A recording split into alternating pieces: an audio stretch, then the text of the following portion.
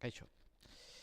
Oraingo hontan ikusiko dugu nola antolatu dezakegun gure musika ritmos erreproduzioa erabiliaz. Horretarako erreproduzio zerrendak antolatuko ditugu. Lehenengo gauza izango da ritmosen sartzea.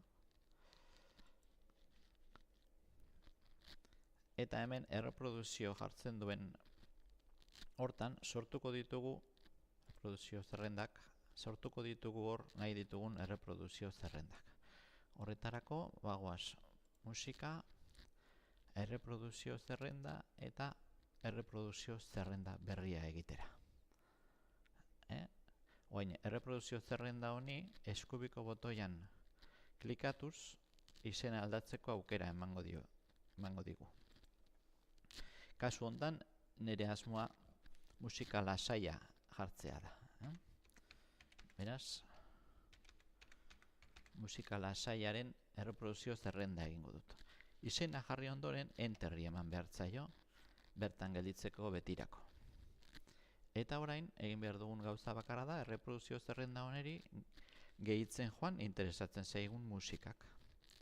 Nire kasuan, hemen ditut orokorreko CD abestien barruan musika lasaia eta hemendik hartuko ditut 6 hauek eta pasako ditut erreproduzio zerrendara eta beste karpeta hontatik, barkatu, nahastu naiz,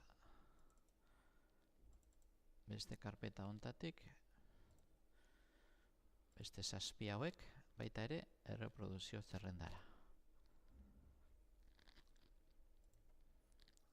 Ikusiko duzuenez, hemen daude sartutako 13 kantak.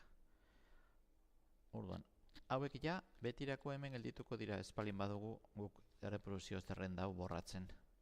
Eta nahikoa da klik egitea martxan jartzeko.